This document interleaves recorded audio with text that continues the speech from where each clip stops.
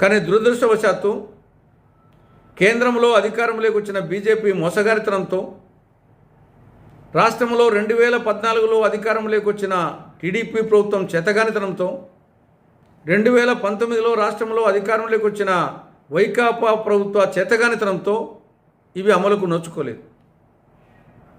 కనీసం ఇప్పుడైనా సరే కేంద్రంలో ఉండేది మైనారిటీ గవర్నమెంట్, బీజేపీకి పూర్తి మెజారిటీ లేదు.